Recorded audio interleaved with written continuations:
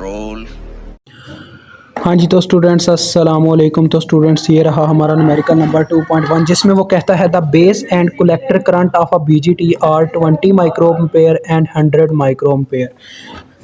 यानी कि जो बेस करंट है वो हमारे पास 20 माइक्रो एम्पेयर और जो कलेक्टर करंट है वो है 100 माइक्रो एम्पेयर। तो आई बी जी हमारे पास आ गई कितनी, 20 माइक्रो एम्पेयर, जबकि हमारे पास कलेक्टर करंट आई सी आ गई 100 माइक्रो एम्पेयर।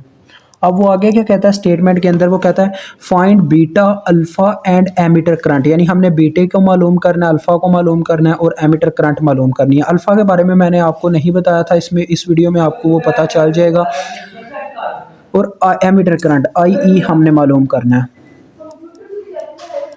एमिटर करंट के स्टूडेंट्स आप इक्वेशन जानते हैं कि ये एमिटर जो करंट होती है वो इन दोनों का सम होती है, क्योंकि एमिटर करंट बेस करंट और कलेक्टर करंट के मिलने से बनती है। तो लिहाजा इसकी जो इक्वेशन आ जाएगी हमारे पास वो आएगी I E is equal to I B plus I C.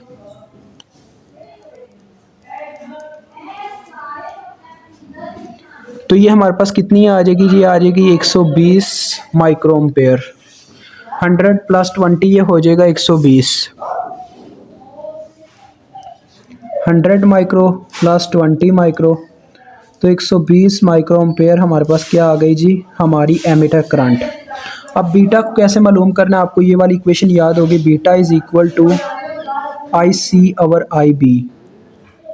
तो यहाँ से अगर हम बीटा को मालूम करना चाहें तो देखें वैल्यूज़ दोनों हमें गिवन है, आई सी भी गिवन है, आई बी भी गिवन है। आई सी है 100 माइक्रो और आई बी जी 20 माइक्रो दिया गया है। तो माइक्रो माइक्रो से गया 0 0 और ये 5 आ गया। तो बीटा की वैल्यू है जी 5 और इसका कोई यूनिट नहीं होता क्योंकि ये यूनिट लेस हमारे पास क्वांटिटी है। उसके बाद अल्फ़ा बीटा से स्टूडेंट्स मालूम होता है। अल्फ़ा का जो फार्मूला होता है वो होता है हमारे पास बीटा ओवर बीटा प्लस 1। तो बीटा की क्या वैल्यू है, बीटा की वैल्यू है 5, तो 5 ओवर 5 प्लस 1, तो ये आ जाएगा 5 ओवर 6। तो ये स्टूडेंट हमारे पास, अगर हम इसे इशारिये में लिखना चाहिए तो इशारिये में भी लिख सकते हैं, अदरवाइज़ आप इसे ऐसे भी छोड़ दें रेशियो में, तो ये आपका काम चल जाएगा। बस इतना सा हमारा ये क्वेश्चन था। मुझे उम्मीद है आपको समझ आ गई होगी।